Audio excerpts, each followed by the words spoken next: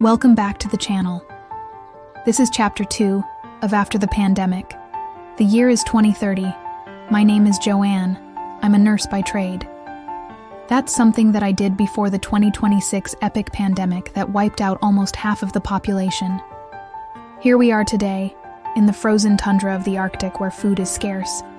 We grow our food inside our shelter, also known as Project Haven. But there's one problem. We don't have enough livestock to sustain us through the winter. That's why we've made this warehouse to at least house them. Or at least what's left of them. Me and about 100 other people survived the virus infection. So the standing leadership, which is now being run by the military, assembled a group of individuals to explore as far as we can to find food, fuel, and any other survivors. Of course, when they said explore, they meant go as far south as you can until you die of starvation. Because what better way to lose weight than by not having food? I am here with my companions. We are traveling southbound. There's myself, a nurse, Richard, an engineer, Justin, a former Navy SEAL, Jen, a doctor who also acts as an interpreter, and Simon, a former commander in the Army and survival specialist. We set course for the unknown. Before we left, we stocked up on freeze-dried food, water purification tablets, maps, rope, medical supplies, ammunition, and weapons. Since we won't be venturing too far from the camp, we figured we'd leave the heavy guns behind and just take a couple of pistols with us, along with a few extra magazines and a hunting rifle. It'll come in handy if we do find some game along the way. As we walk, we try to stay together, huddling around each other for warmth since the temperature is well below zero. My breath forms clouds in the air, and frost covers my eyelashes, making it hard to see. Richard walks at the front of the pack, hacking away at the snowdrifts with his ice axe, while Justin brings up the rear, making sure no polar bears follow us. Just kidding. There aren't any polar bears here. If there were, we'd all be dead already. We stick to the main road, which was once a highway filled with cars and trucks. Now it's filled with snow. Richard says that because of global warming, winters have become colder and summers hotter, causing unpredictable weather patterns and more extreme temperatures. That's one reason why most of the world's population migrated north to the Arctic Circle where it was safer. Too bad it didn't work out. About 2 hours into our journey, the sky darkens. We can hear the wind howling like a hungry wolf. Richard looks up and shouts, "Blizzard inbound. We need to find cover fast." As the snow picks up, Justin motions with his hands for us to huddle close to him and Simon near the back of the line of march.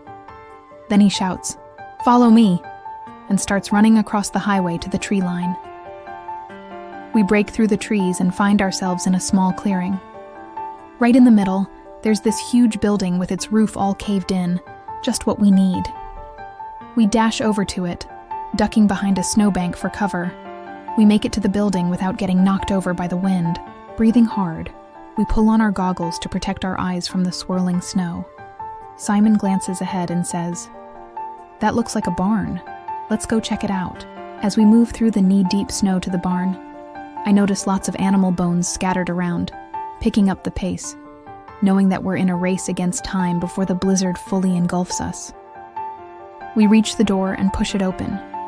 Inside is dark and silent. Taking out our flashlights, we start to explore. We find stalls where animals have been kept. Some of their bones are still inside, and on the walls are pictures of horses. They weren't so lucky to get out of here alive. Simon shouts, "Guys, come over here, I think I found something." He's kneeling next to a pile of hay in the corner. He moves it aside, and underneath it are 5 crates filled with canned goods. "Wow," Simon says. "Looks like we got lucky. This will keep us going for a few weeks." We quickly load up on as many crates as we can carry and head back outside. The blizzard is still raging. Simon leads the way as we retrace our steps. When we reach the road, we start walking south again. It's slow going, but we're too tired to set up camp, and it's too dangerous to stay out in the blizzard. Richard says, "Let's make camp here. We can keep moving in the morning." Soon we have a small fire going and tents set up.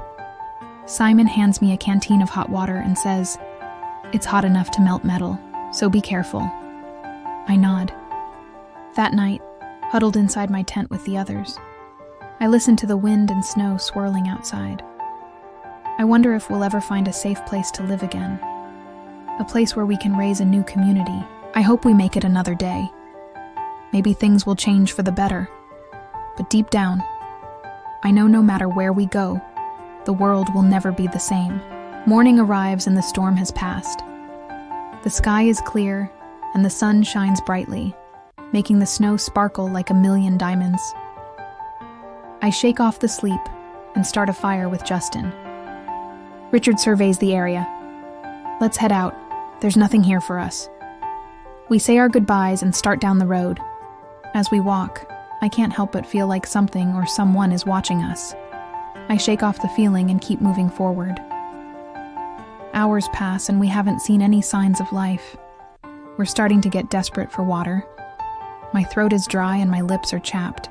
Suddenly, in the distance, I see a building with smoke rising from its chimney. Hope surges through me. Maybe we'll finally find some people. We quicken our pace, running now, and soon we're at the edge of a clearing. In the center stands a farmhouse with a barn and other outbuildings. Beside the house is a well, probably filled with fresh water. We cautiously approach the house. As we get closer, we can see that the paint is peeling and the windows are boarded up. Someone's home. I can hear voices coming from inside. Richard knocks on the door. "Hello," he calls out. "Is anyone home?" A moment passes. Then we hear footsteps inside. The door opens slowly. A young man with a shotgun stands in the doorway. He looks at us suspiciously. "Who are you?" he asks. "We're just travelers," Richard replies, "looking for food and water. We won't hurt you." The man lowers his gun slightly. "What are your names?" "Richard, Justin, Jen, Simon, and lastly, Joanne." The man hesitates, then steps aside to let us in. He tells us his name is David and that he lives with his sister and parents. They invited us in and offered us food and water. For the first time in years, I felt a sense of community and hope for the future. But little did I know that danger was lurking just outside the window. While we were eating, I couldn't help but notice that David's parents and sister weren't around. David told us that they had gone out into the wasteland and never returned. He said that there were raiders out there looking for food and water. I looked out the window and saw dark figures approaching the house. They were armed with guns and knives. "Run!" I shouted, throwing my plate of food to the ground. The raiders burst through the door and started stabbing and shooting at us. I grabbed a gun and started firing back. We fought our way to the window and jumped out. We ran as fast as we could, the raiders close behind. We reached a haystack and hid, our hearts pounding. When we were sure the coast was clear, we crawled out from under the hay. We were shaken, but unharmed. The farmhouse and the raiders were gone. It was just us and the wasteland. We continued our journey south, the incident at the farmhouse weighing heavily on our minds. We hadn't found any food, water, or other survivors, and now we were low on supplies ourselves. I felt despair creeping in, but I pushed it away. We had to keep going. Then suddenly, in the distance, I saw something. "Guys, look," I cried. "There's a river.